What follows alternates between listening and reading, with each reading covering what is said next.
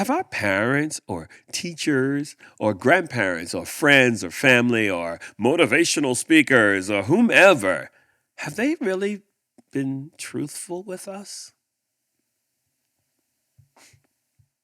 Like, are we lying to people when we tell them they can do or be whatever they want to do or be?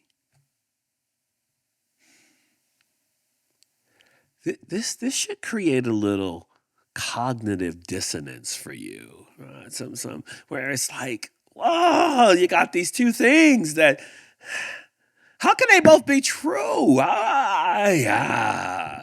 And what do we do, right? When someone when the reality that someone has done something that others have said is impossible.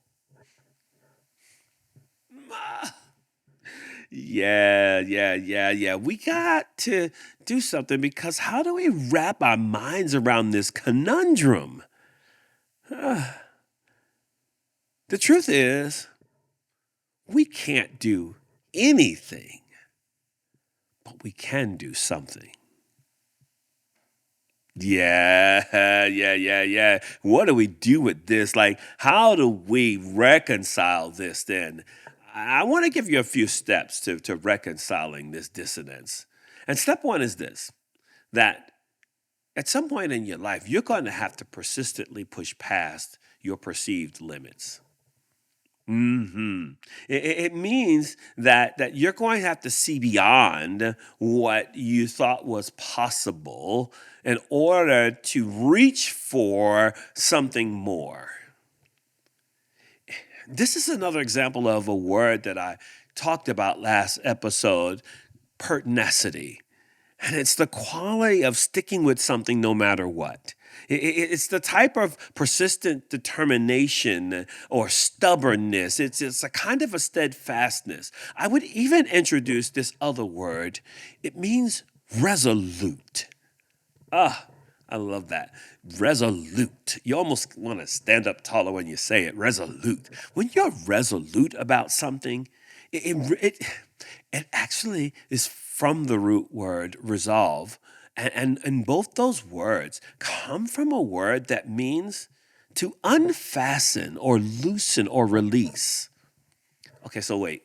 Let's come on. It means that in order for me to accomplish something great, in order for me to accomplish my dreams, in order for me to accomplish more than what I perceive are my limits, that I have to become resolute. I have to let some things go while I more acutely lean in and hold on to something else. It means to let go of other things and to singularly focus on the one thing.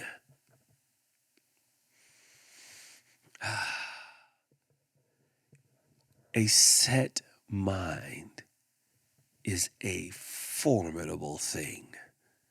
Oh, you have known some folk who have made up their minds that they're going to do something, and there is nothing and no one who can tell them any different. What they've determined is that I am going to get from what I dream to a reality.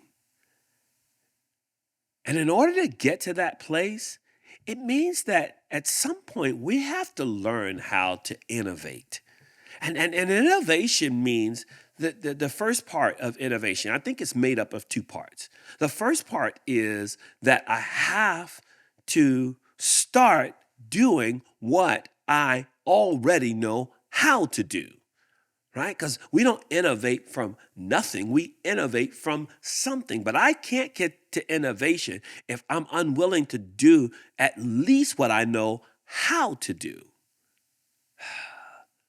So then the other part of that, and so you can't discard what you can do. Right? You need to do that because it's the springboard, it's the launching place, it's the foundation for this other piece. And that is, I know it's going to feel like I'm talking out of two sides of my head here, but it means not being limited by what you have already experienced or seen. Yeah, if I'm going to innovate, I got to do what I know how to do, but I can't let that be all that I'm willing to do. I have to find some way to not be limited by what I've seen and what I've experienced, because what I've seen and what I've experienced is not all there is. I was in a recent conversation with some young people and was just encouraging them to go beyond their neighborhoods, their communities, their families, like get exposed to something else. I mean, as Americans, we are so limited in our perception of the world. Like when we think about the world, we think about it as America and not as anything other than that. And we have to do better about that because America isn't all that there is. And it doesn't mean this isn't a great place to live, but it isn't the only thing in the world. So you got to push past your perceived limits, which brings us to the second step. And that is, if I'm going to do what I already know how to do, then I also have to have an understanding of my design.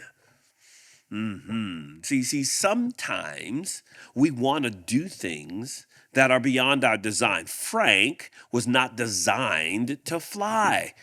He was designed to do what frogs do, but he still wanted to fly. And there wasn't anything wrong, per se, with Frank's dream. But his design created some boundaries to how he could do that. See, there's more than one way to accomplish a thing. I remember growing up, I enjoyed playing the game of basketball. You know, we just finished the NCAA tournament, and the NBA playoffs are starting, and I'm just so excited because I enjoy the game of basketball. But my design wasn't that I was really good at shooting. Like I could jump really high. I could really defend the ball and get rebounds and block shots, but I wasn't that good at shooting. And it doesn't mean I didn't shoot. It just meant that I recognized that if I was playing on a team, I was going to live within my design, and I was going to pass that ball to somebody who was a better shooter. I was going to take my little shots when I could, but I was going to pass that ball to somebody. I was going to set the shooter up to shoot. I was going to make sure that that happened because I understood my design, and I understood that my design added value to the game. My design, your design, adds value to the lives of others. But here's what we know. Whenever we're trying to innovate and to understand design and to live into something more, whenever you're trying to accomplish anything that is worthy, then there will always be adversity.